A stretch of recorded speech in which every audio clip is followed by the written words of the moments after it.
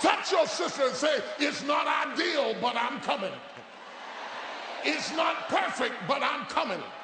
It's not comfortable, but I'm coming. I may be bruised, but I'm coming. I may have to cry, but I'm coming. I may have to sacrifice, but I'm coming. I may have to crawl out on my hands and knees, but look out, devil, here I come. I got to.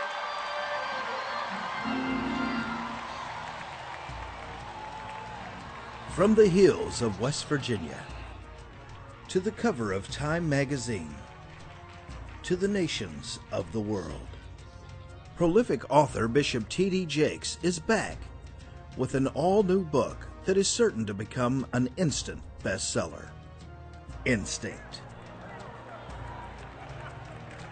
Ooh, I'm down to the core. I know I'm down to the core. You know how I know I'm down to the core? Because I see seed. I see seed. You either cut down to it or you rot down to it. But until you get down to the core, you'll never be effective. To celebrate the launch of his new book, Bishop Jakes called upon pastor and talk show host Bishop George Bloomer to talk about his life-changing work. There he is. There he is. Welcome to the Potter's House. Good to be here. Great to be We here. are excited to have you. I'm excited too. It's a big day for us. Big day for us. Yes. Instinct. Yeah, that's what we're going to be talking about and excited to share it. I think it's going to be a very powerful, provocative interview. So, yeah, we're going to talk about great Jakes and great Jakes. That's the response I was looking for. That's the response I was looking for. You got it. You got it. Not a problem. Bless you. Excellent. How are you, sir? Going right here. This is Dave from the Word Network. Hello, sir. How you doing? You good? Good.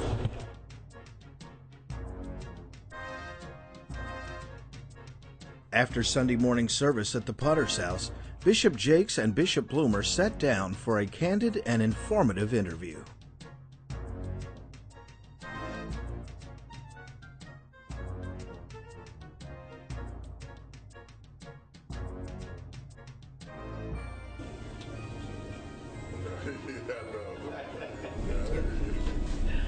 Ready in 5, 4, 3, 2. God bless you. I'm Bishop George Bloomer, host of Rejoice in the Word, which can be seen every Friday night right here on the Word Network, 8 to 10.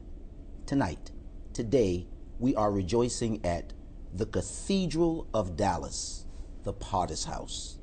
And I'm here with the rabbi, pastor, father, musician, best-selling author, playwright, producer, life coach, senior pastor of the Potter's House, Bishop T.D. Jakes. Thank you, Bishop. It's a pleasure to be with you. Oh, this is wonderful and a dream come true. God is good. I like to get all of my interviews started by doing what I call a one-for-one. The one-for-one is I give you a word and you tell me the first thing that comes to your mind. That might be dangerous, but let's play. Okay, let's play. I like that. Let's play. Anthropomorphic. God. Antiquated. Religion. Metamorphosis. Process. Loyalty. Friend.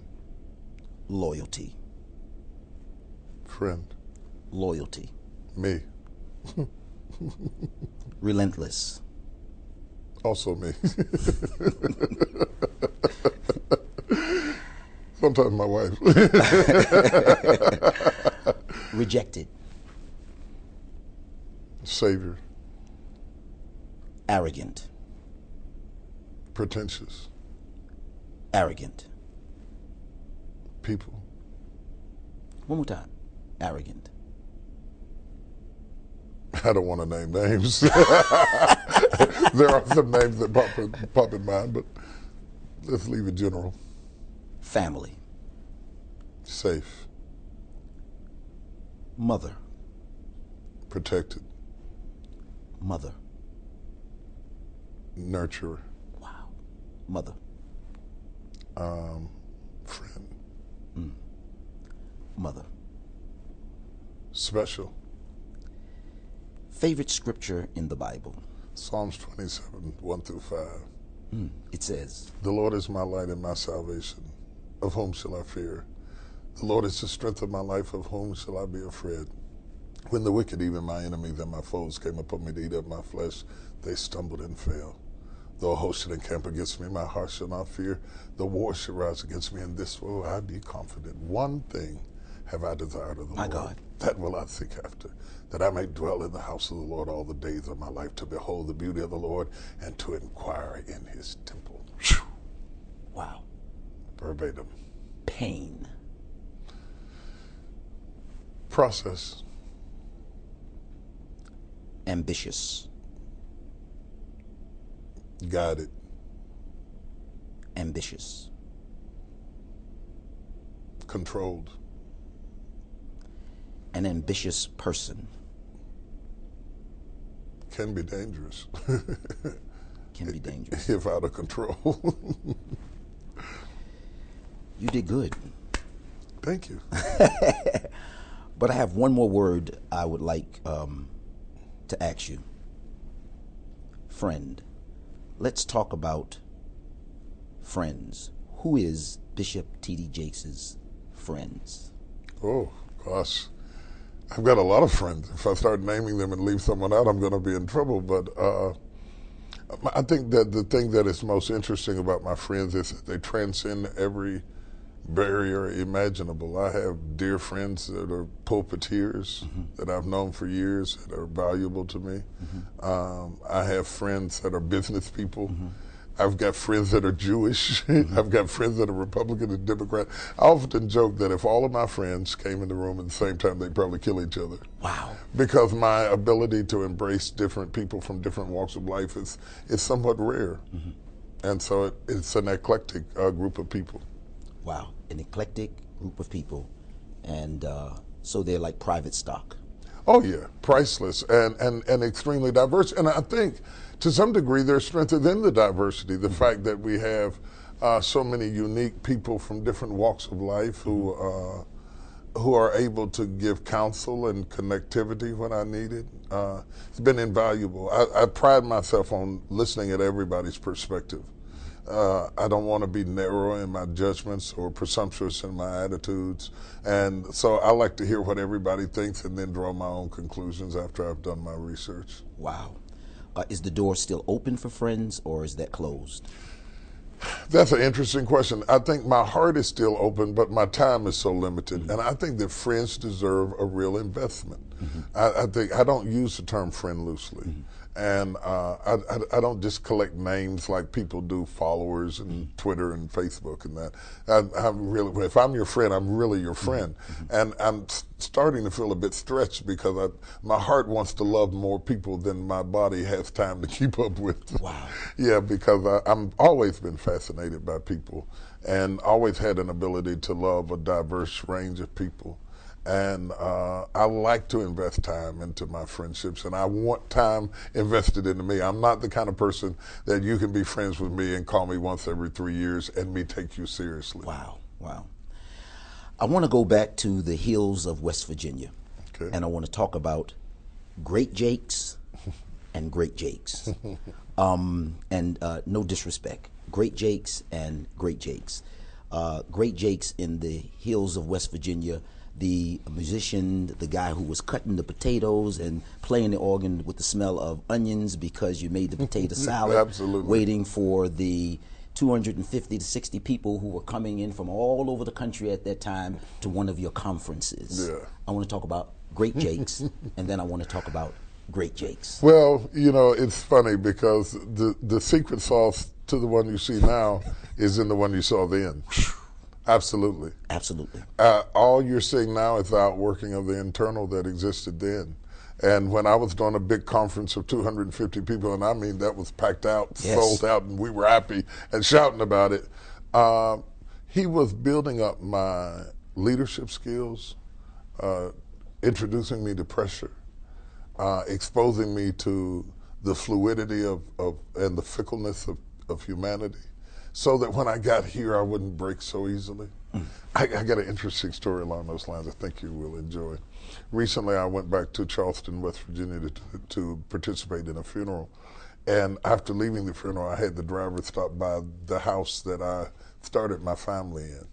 It's in Dunbar, and we went up under the underpass and around the corner. And I got out of the car and I stood in the driveway. And it was incredibly emotional to me. Because when I lived in that house, I was in my 20s. And I had just gotten married. In fact, I lived in it before I got married, but I've since been married. And I was struggling to keep the utilities on. The phone was off for a period, and I was going to the neighbor's house to use the phone. I literally started building a room on the back of the house that I ran out of money and couldn't finish. Wow. And I remember climbing out of the back window of the existing structure into the part that I was trying to build and looking up in the heavens and wondering, would I ever be able to finish anything? And I was so worried and so afraid that I'd bitten off more than I could chew. I had a wife and 2 kids. I'd lost my job. I had no income. My church was small. My transportation was unpredictable at best. And here I am now, 56 years old. I had the driver pull over to the side of the road, and I looked at my 26-year-old self. Wow. And I said, you made it. You looked at your 26-year-old self. Yes. And it was almost like a conversation between the two of us, because the 26-year-old was so uncertain. And at 56, 30 years up under my belt, I came back to tell myself, he heard you. Your prayers worked. You did get up off the ground. You can get all your utilities paid at the same time, and you got a telephone. You're doing good.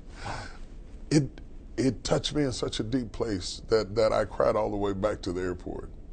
And your 56-year-old self talked to your 26-year-old self. Yes. I come I'm around amazed full at the circle. fact that the 26-year-old self was standing there waiting to hear from the 56-year-old self to say, we can move from here now. He always is. I think that the mystery of all men, and black men in particular, is that we always want to hear from the older version of ourselves to get some sort of template that you made it. I am so grateful, whether I have accomplished anything or not, that I am alive 30 years later. Wow. That's a miracle. Wow. That I'm in good health Yes. 30 years later. That I walked in on my own 2 legs and nobody had to pull me in or carry me out or roll me around. 30 years? Wow. A lot can happen in 30 years. A lot can happen. A lot of people died in those 30 years. A lot of people got sick and got killed and were in car wrecks, and I was still here. And I had answered my own questions, and I think that's very important for a person to be able to answer your questions and the uncertainties about yourself. You know, we often speak so much in spiritual terms that we don't speak much in practical terms. I knew God was able. I wasn't sure I was able. Wow. And since Paul said I can do all things through Christ which strengthens me, the I can have the factor in the Christ that strengthens Yes. me. If you don't get the I can right, the Christ that strengthens won't have anything to work with. And my questions were very strongly around whether I could or not. And I came back and stood in the driveway and told myself, you made it. Told myself, You made it. you made it. Yeah. In 1992 and 1993, there were 2 words that circled the globe and still echoes now in the spirit. Those words was, Get ready, get ready, get ready, get ready, get ready. Get ready, get ready, get ready. Get ready, get ready, get ready. Get ready, get ready, get ready. Yes. get ready. Get ready, get ready, get ready. And the most amazing thing, you was telling folks to get ready, and you were ready. Yeah. And you maximized every moment of that thought, get ready. And that's what we're sitting here today, and that's what we see today. It's almost like you are a living epistle. You know, you're not just writing this book, but you've lived it out, and now we can take it and walk through that. So when I'm seeing this, when I look at the word instinct, and I don't think, I mean, people know that they have it, but Lord has definitely used you to wake us up about it. Instinct simply means, it's just a secular term that means I've been pre-wired. I've been pre-wired. Took the work out of it.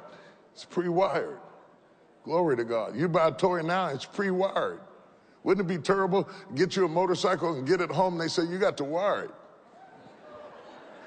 it. You say, I can drive it, but I can't wire it. No, they deliver it pre-wired. So when you hit the button, you have a right to expect a reaction based on the fact it was wired to function that way before the stimulus was ever provided.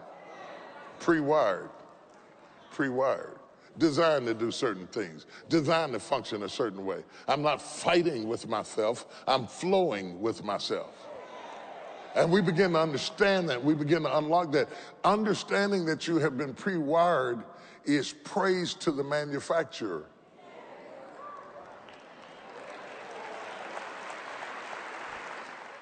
This is something that for the next 5 or 6 years is just going to take off like a chaff in the wind. I hope it does. It's like pollen. It's going to be everywhere. I hope it does. And not for the purpose of sales, but for the purpose of impartation.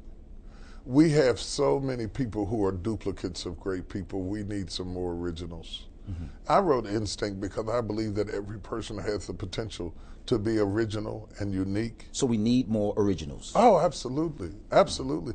Mm-hmm. You always lose resolution when you make copies. Yes. Okay. And as it is with the picture, so it is with the person. You're going to lose resolution and definition and clarity anytime you make copies. And I'm seeing a lot of copies come down the chain instead of great originals. And instinct is a principle that says there is something organically, intrinsically inside of you that is valuable, that must be brought to harvest. The very first time that God walks up on man and says to him, be fruitful, the command proves that God knew he was seedful. Mm. You cannot ask something to be fruitful if you don't know that there's a seed in them. Mm. And I think people are trying to harvest something that they have not yet identified. Wow. To be able to come in contact with the seeds of greatness. Have not identified or don't have in them. I think they have it. They haven't identified it. We've not been trained to look within ourselves for anything. And why would God create an empty decanter and have nothing to put in it? Every other species that he's created instinctively gravitates to particular environments. Fish don't take swimming classes. Birds don't take flight lessons. They instinctively gravitate to the orbit that they were created to function in. Likewise, man was created to function, not only in the presence and the power of God, but to be fruitful, to multiply, to replenish, to subdue, to have dominion, to change your environment. How do you want me to change the environment? Through what I put in you. I had an opportunity to sit in the service with you earlier today. Yes. And you did an illustration that is very, very powerful that I want our viewers to look at. And you talked about making a deposit. Watch this. Let me see. Let me see. I need you to help me out with something. You can sit right there. I need you to help me out.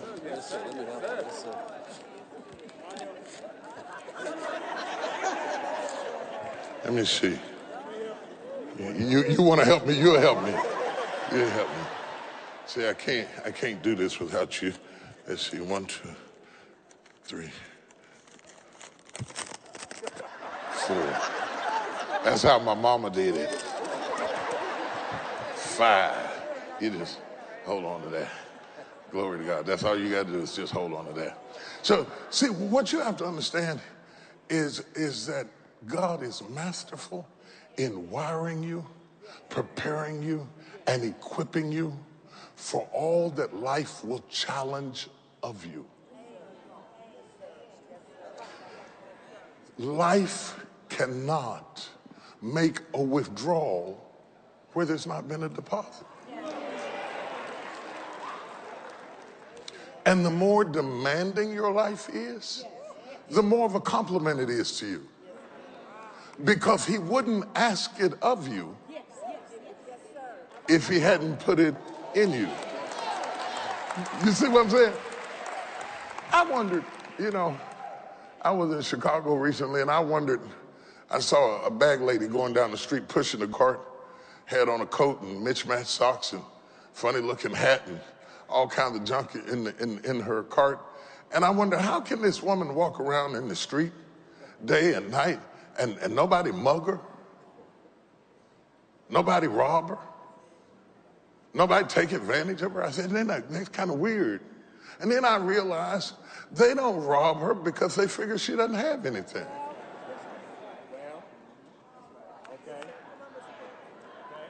So she can move around, go anywhere she wants to go, and it's cool. They even learn her name. Hey, Helen. They don't ask Helen for anything because they don't think Helen has anything. If life is asking a lot of you, it is only because it knows there's a lot in you. And all you've got to do is come to the point that you begin to understand what you have instinctively been created with, and how to release it, how to flow in it. You can handle it. You got this. You got this. Don't be flustered. Don't be frustrated. Just flow with it. You got this. Let me ask you something. Let me have $100. Let me have $100. Now, see, he can't say he doesn't have it.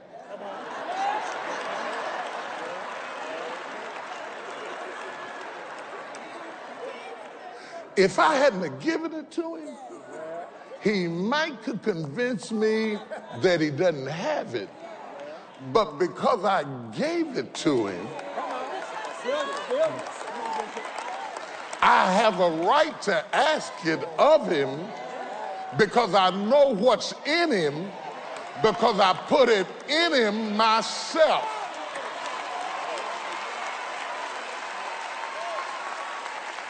Isn't that good? Let me have $100. Thank you very much.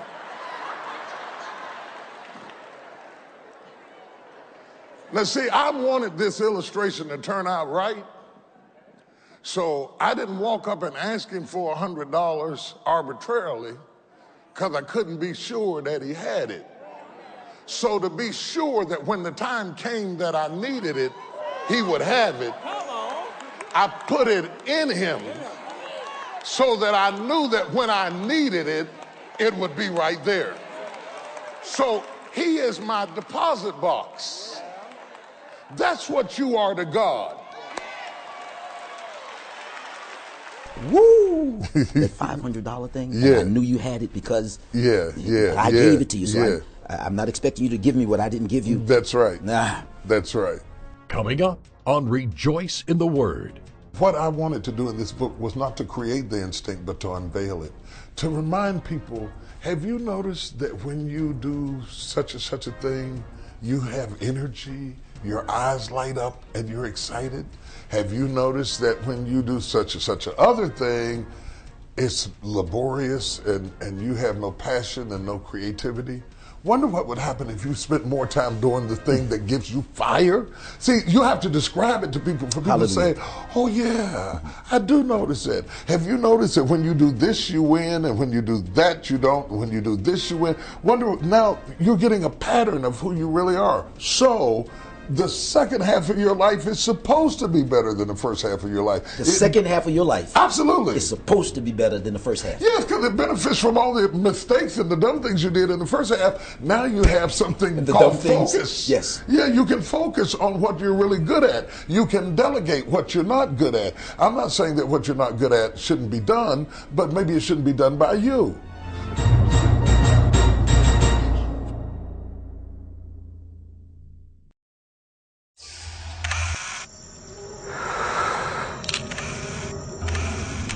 What makes a newborn make sucking noises?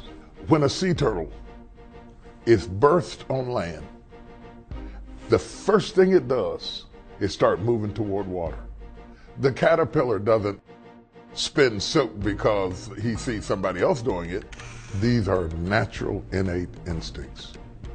There is an instinct to increase. There is an instinct to lead. In his newest book, New York Times best-selling author T.D. Jakes gives you keys to true fulfillment when you align your actions with your instincts. People need to go back to following their instincts. Unleash your inborn drive. Purchase your copy wherever books are sold or tdjakes.com. Available in stores everywhere. It's okay so far? Yeah, great. You great. Yeah, you are. Okay. We're still rolling. Okay. Ready, Bishop? Yes. Oh. Yes. Ready, Bishops? Yeah.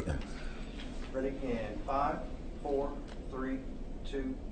Then he says, I ordained you. I ordained you. I ordained you. I consecrated you. I filled your inventory for every demand that would come upon you. Let me have $100. And I put everything in you that I would ever need to get out from you. And the reason I know you have it is because I ordained you before. So now that we are in time and life is coming along and it's asking more and more and more of you, it cannot ask more of you than what I put inside of you. Let me have $100. Because I know it was in there, because I pre-wired it inside of you before you ever even got there. Now let me tell you why I gave you the $500. Because I knew instinctively that you would not rip me off in the middle of me doing what I'm doing. For to him whom much is given, much is required. I wouldn't have never given it to you if I didn't trust you with it. Oh, y'all don't hear what I'm saying?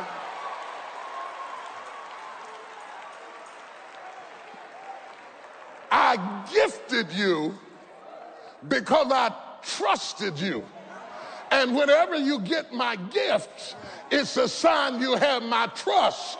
And as long as you have my trust, you can have, how much you want?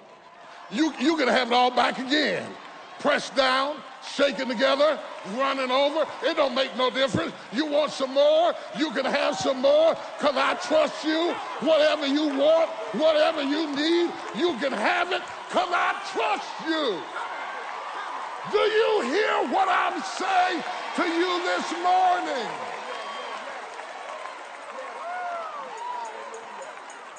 He says to Jeremiah, you're going to be a prophet because I put prophecy in you. Before I formed you in the belly, I knew you, I ordained you, I sanctified you to be a prophet unto the nations. Now, all time is going to do is release out of you what eternity has invested in you. And to make sure that you did it, I pre-wired you. It's in your instincts. You're not going to have to take a class. You're not going to have to take a course. You're not going to have to imitate anybody. Instinctively, what I put in you, you're going to gravitate like the sea turtles and go to the water because you are inclined.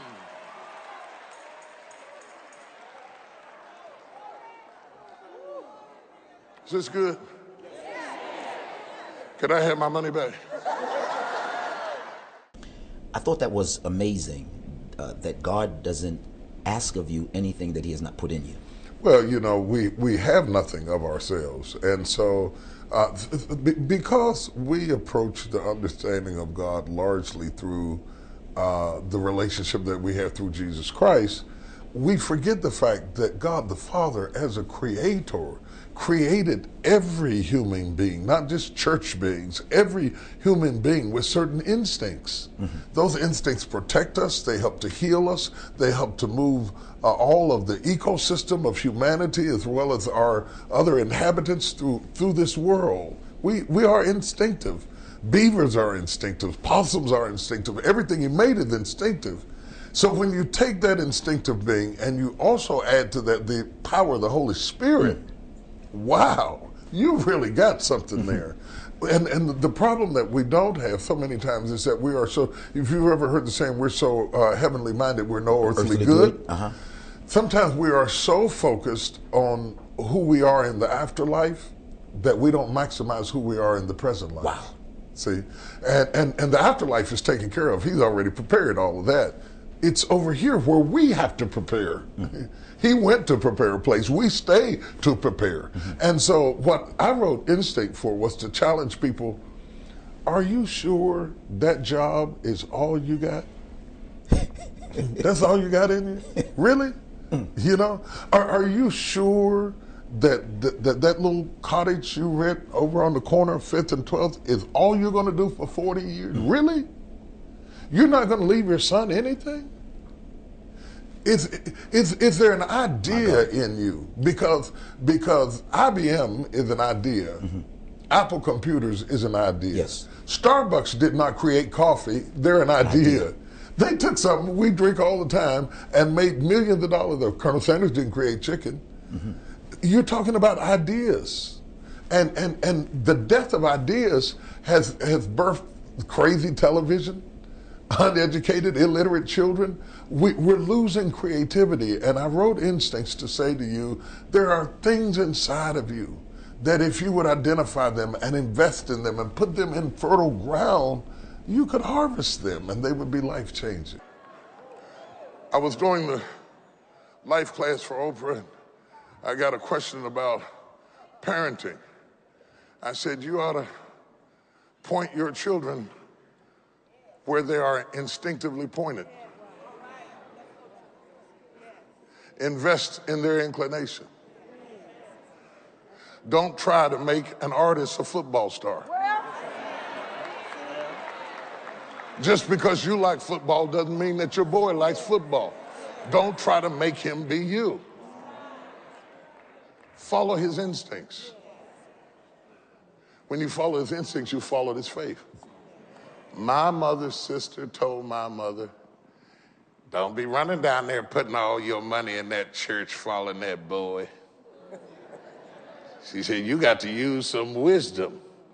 Boy running around preaching, you done bought him all them Bibles and all them suits and stuff going around, and you got to use some wisdom.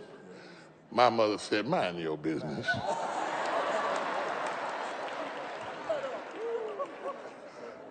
It was years before my aunt saw what my mother perceived.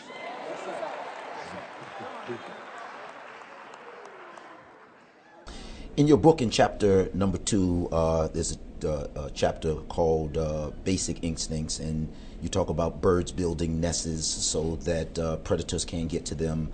You talk about bees flying around extracting pollen to take back to the nest. You talk about animals, sheep, and they move in packs so that they're less vulnerable. I'm a bee. I'm now flying. I'm extracting pollen from you to carry back to my hide. What basic instincts do you give preachers, ministerial instincts? What should we be looking for? I think that the day of thinking that you can build a great ministry off of preaching alone is long over. Wow. That's number one. I think that the gift of administration has to operate just as fluently as the gift of preaching. I think that we've seen that in many churches where sometimes the preacher's not a great preacher, but has a phenomenal ministry. Exactly. Yes. Exactly. It is not throwing yourself. The day of throwing yourself into the ocean to catch the fish is gone. Throw your net, your structure, your organization, how you do things, and you'll catch more fish than if you throw yourself. And we have a generation of preachers who have been throwing themselves off the boat into the water, catching fish in their hand. Well, let me tell you something. That might be exciting, but it's not effective. And your program, your outreach, your children's church, your compassion in the community, your work for the underprivileged, all of it is a part of the comprehensive net that you throw out. And you can't just leap off the boat naked and jump in the water and call yourself a ministry just because you preach. Yes. So to me, it's about building structure. And in my book even, I take the luxury of indulging into picking people around you who accentuate what you're good at, rather than compete with you, they complete you. Yeah.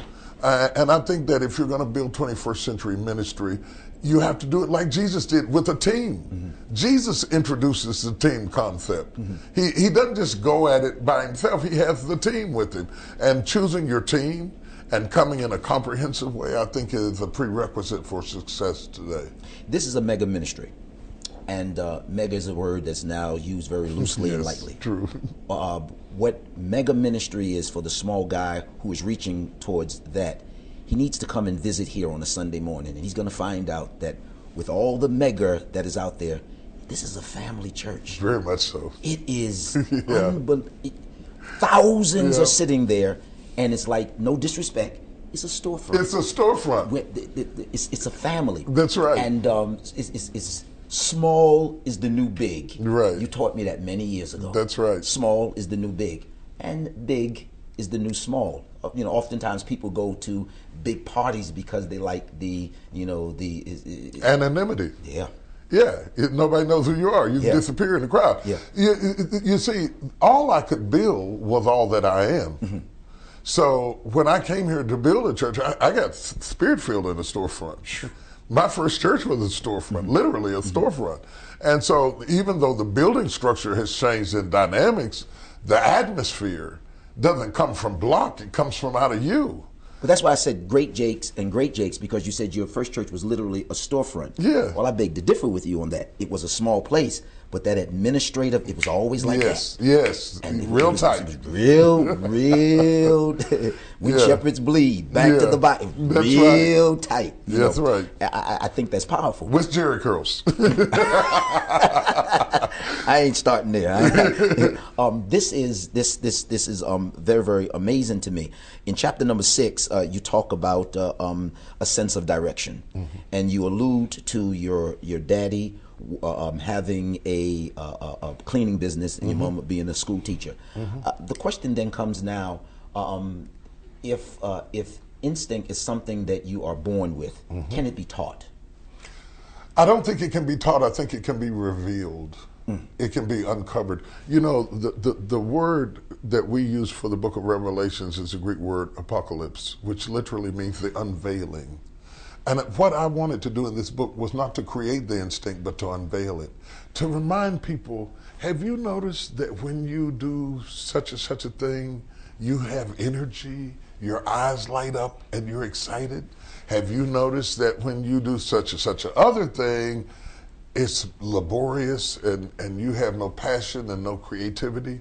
Wonder what would happen if you spent more time doing the thing that gives you fire? See, you have to describe it to people for people to say, oh yeah, I do notice that. Have you noticed that when you do this, you win, and when you do that, you don't, and when you do this, you win? Wonder, now you're getting a pattern of who you really are. So the second half of your life is supposed to be better than the first half of your life. The second half of your life, absolutely, is supposed to be better than the first half. Yes, because it benefits from all the mistakes and the dumb things you did in the first half. Now you have something called focus. Yes. Yeah, you can focus on what you're really good at. You can delegate what you're not good at. I'm not saying that what you're not good at shouldn't be done, but maybe it shouldn't be done by you.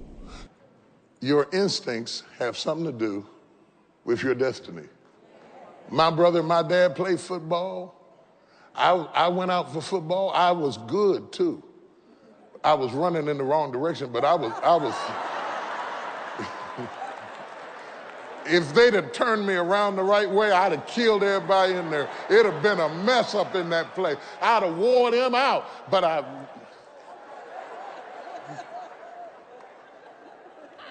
I felt so bad. My father was a part of the Cleveland Browns. How could I be Ernest's son and not be good at what he was good at?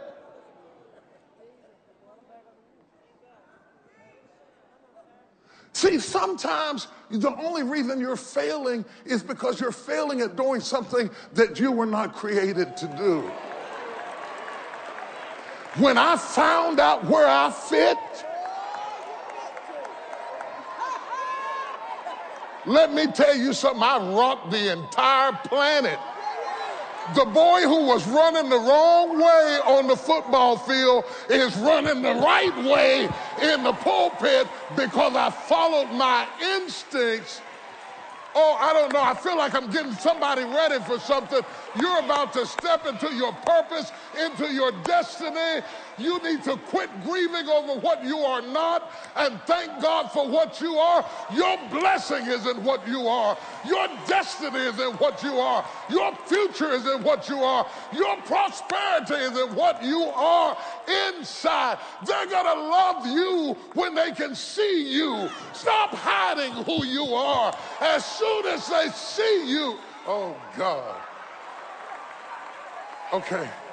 You can reserve yourself, and I love this phrase, for your highest and best use. Wow. Yeah. So you said it's something that can be revealed. Revealed. Like an apocalypse. Yes. I want to take you back about 15, maybe 19 years ago. I came to preach at the Potter's House when you first came here. Yes. I finished ministering. I'm changing. I come upstairs, and you said to me, the message you preach today is a book. And I whispered to you in the corner, and I said, I can't write the book because I can't read and I can't write. And you said, they got people that can do stuff like that. Remember that? Yeah. They got people to do stuff. And I went and I got a tape recorder and I started talking into that Absolutely. tape. I started talking into that tape recorder. Well, now I can read, write, what have you. It jumped out at me when you said reveal. Are there those of us who are called of God to be instinct revealers for others? Oh, absolutely. Absolutely. That's the only reason to follow a man of God is because he speaks to your destiny. That's the only reason. That's the only reason to get out of the bed on Sunday morning is because somebody is saying something to you that's calling something out of you, that's revealing something to you about yourself, something that's usable on Monday is the only reason to come out on Sunday. Wow. If it's not usable on Monday, I'll stay at home on Sunday. Yes. I want somebody who speaks to the deep thing down inside of me and calls it out. That Moses means drawn out, to draw it out of me. You don't have to create it in me, draw it out of me. And there are certain ministries that draw it out of you. That Moses. Yes. That Moses to draw it out of me. On my notes here, Moses tries to free, or he frees an Israelite before he realizes that he's a deliverer. That's instinctive in him. Right. It's placed on the inside of him. In chapter number 4 of the book, this is the one I really, really love, an elephant over there. Yeah. And you talk about the billionaires that invite you over, black enterprises in Africa, invite you over there to deal with faith and finances. When I went to Africa, we heard about Africa all the time. We think it's poor. And we go over there, millionaires over there, insanely rich, beyond our comprehension. Talk about that elephant over there. The power of the moment exists from the perspective that I am on a safari with my son. First of all, that's amazing. My father never could take me on a safari. The fact that every generation progresses beyond the other generation is a wonderful thing.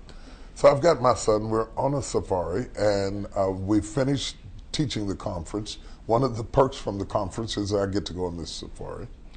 I'm seated beside a zoologist who is spouting all of this complex, comprehensive information about the mating, the eating habits, the birthing processes of all of these animals. Great information. It's like sitting beside an encyclopedia. And sitting out there on the end of the Jeep is a Zulu sitting on a metal chair with a rifle in his hand, and he's not saying a word, And so we ride along, we see all of these other animals, and we have not seen the elephant, and all of a sudden the Zulu speaks and he says, the elephant is over there. And when he said it, my head exploded. Because all of a sudden I realized the zoologist could explain it, but the Zulu could find it. Intellectualism can explain it, but instinct can find it.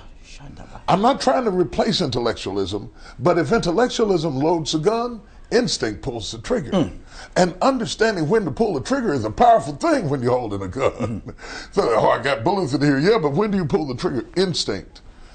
instinct is important. You mentioned earlier about Moses and the murder he committed in the process of finding out he was a deliverer.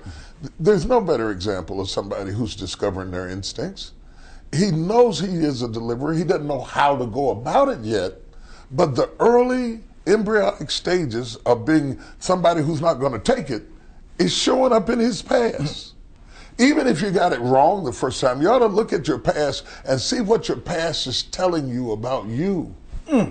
Because generally there are clues in our history. Past is telling you about you. Oh, absolutely. There are generally clues in your history that will predict your destiny. You may not have done the details right. It may take you 40 years to come into it, but ultimately, Moses, you're going to end up delivering not just one guy, but all of the children of Israel, and you're going to bring them out on eagle's wings, and the waters are going to part for you. And the fight that you had to fight then, you won't have to fight now, because now you know who you really are. In our remaining moments, I want to talk to you about two other things. Chapter number 12, protection from predators. And I want to talk about Bentley and Sable. My dogs, literally. I want to talk about the dogs. Yeah. You know, I introduced my dogs. I've raised them since they were puppies, and I brought them in and into my backyard, and it's absolutely wonderful. This playground is beautiful. It's nice, but I live in Texas, so that means at night you got coyotes and you got all kinds of alley cats and bobcats and what have you. And even though they're petted and rubbed on and loved and washed and collared and fed during the day, they have to fight at night. Wow. And the best environments, no matter how serene. That is powerful by itself. They have to fight at night. Yeah, they have to fight at night. No matter how wonderful the day is. No. You got to fight at night. You got to fight at night. See? And when you start talking about predators, they come out at night. You know, in every sphere, you know, in the book I talk about different spheres of influence are all jungles, and every jungle has its own predators. And no matter whether you're in politics or religion or faith or business or family or whatever you're in, it has its own predators, and they come out at night.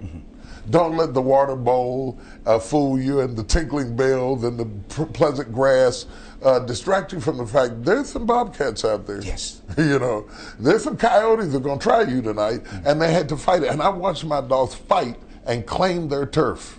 And in the book, I use them as a metaphor to make people understand just because you run into a bobcat doesn't mean it's not your backyard. Wow. Just because you had to run off a few coyotes doesn't mean you're not going to possess the land. And I use these metaphors about animals to make us understand that we were meant to overcome, but we will probably have to fight. So there are hindrances to one's finding what their instincts are.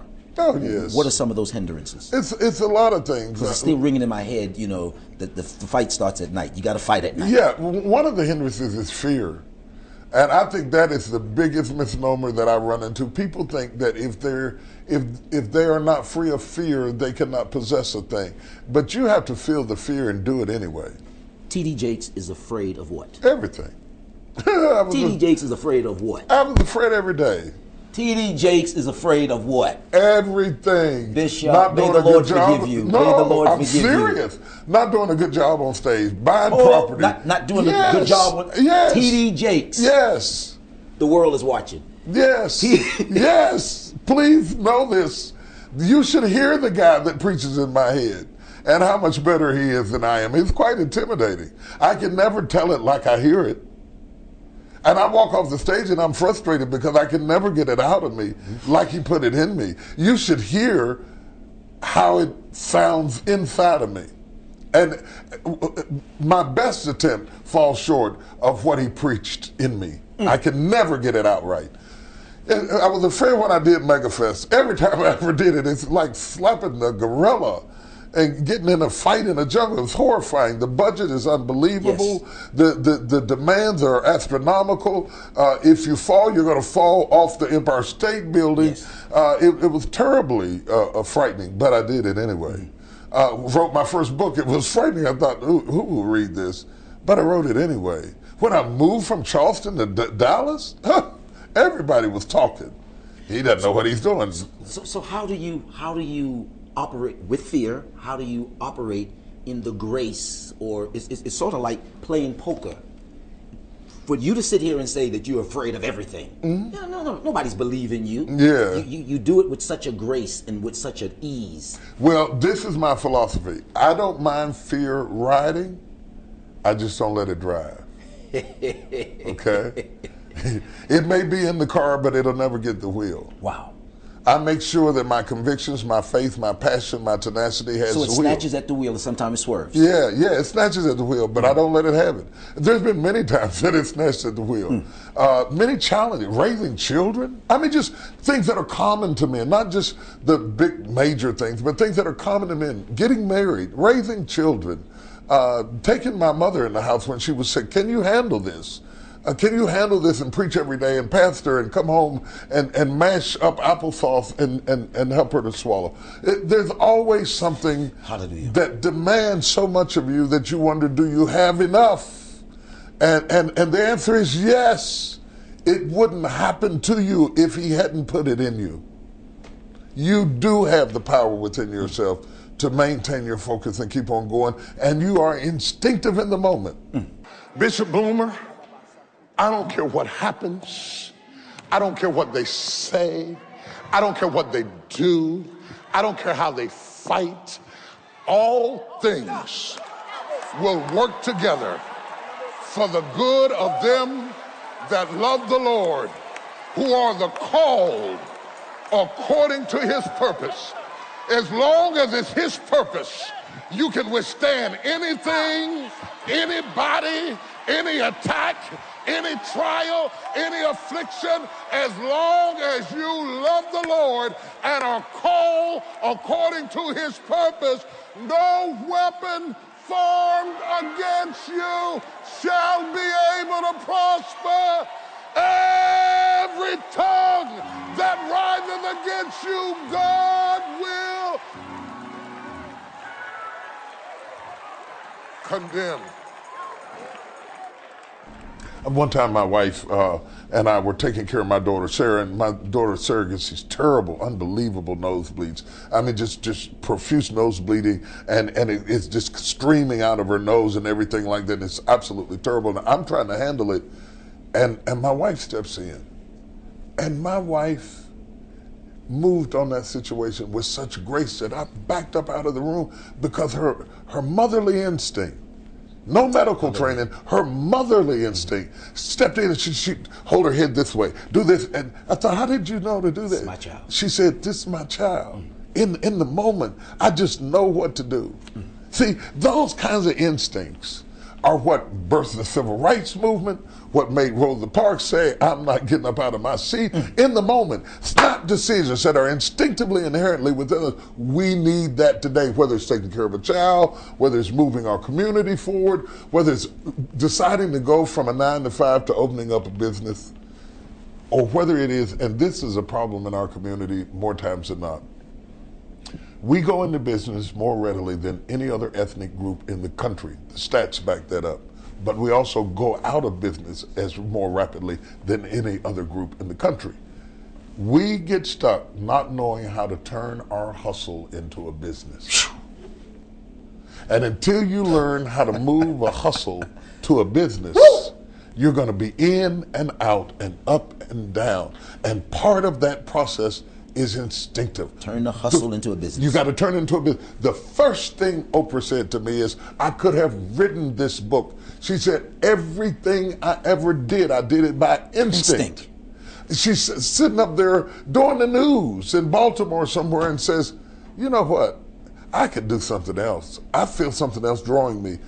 Started birthing business. To go from a hustle to a business requires instinct. It requires courage, because you will have fear. It requires tenacity, because you won't always have the money. It requires focus, because the people around you may not support you. And yet there is something inside of you that compels you. I do not want to die, Bishop, like a lion in a cage, looking through the bars at the wild I could have ran in. And stay behind the cage because the food is free. I do not want to die Bishop. in the cage. You hear what I'm saying? Yes. Because the food is free. I live in a cage. I'd rather chase down my dinner than to die in my cage. Turn the hustle into a business. Yes, sir. Turn the hustle into a business. Yes, sir. That spoke to me. Yeah. A hustle into a business. Yeah. Because all I had was a hustle. Yeah. Instinctively, it's there. Yes, it's instinctively there. I go into prisons and minister, and I teach business principles to inmates. I tell them, hey, man, if you can buy dope wholesale and sell it retail, yes, and pay your boys, yes, and live off the profit, yes, you're a businessman. You're a businessman. You just need to take that principle and put it on something legal. Well, you know I understand that, right? Yeah, yeah. But translating it, that's why I call it unveiling. Unveiling the people to let them see what they really are. That you're not doing anything any different than Bill Gates or anybody on Wall Street is doing. You're buying and selling and paying the staff and living off the profit. You just need to do it in a legitimate way. Mm-hmm. Instinct means that proclivity to do business is down inside of you. The proclivity is not wrong. Now, the product might be illegal, yes, but the proclivity is not wrong. If you take your energies and direct it into something positive, you could be much more successful. And those are the kinds of things that I address in Instinct. Product, packaging, promotion, distribution. That's what I learned on the street corner in Red Hook selling drugs. Right. You turn that hustle. Well, we're done with that, but the principle is still the same. Absolutely. Product, packaging, promotion, distribution. You know the most amazing thing when I started studying instincts and I went to the university and started looking in the archives for information about instincts, there is an instinct to increase. There is an instinct to increase.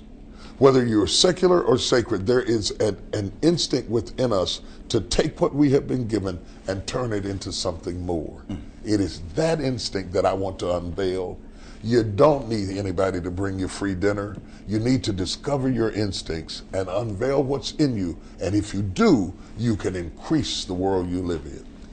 Thank you so much, Bishop Jakes. It's been a real pleasure. This is the part that I should say to you, who should get this book? You just answered it. Everybody. Everybody. Everybody. Everybody should get this book. And that's what I meant when we first started by saying great Jakes and great Jakes. And I'm so happy to be sitting across from great Jakes. And it was a great interview. Thank you very so much. God bless you. Bless you. Rejoice in the Word every Friday night right here on this network. Very good. Please. Woo! Woo!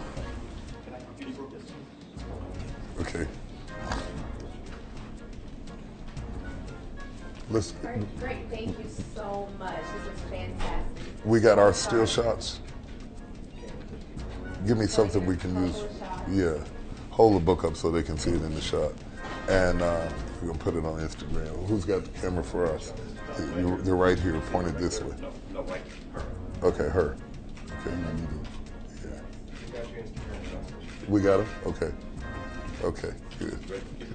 I'm sorry. Yeah. Okay, let's go ahead and do a quick grin and grip, and then we're wrapped with this piece. Okay.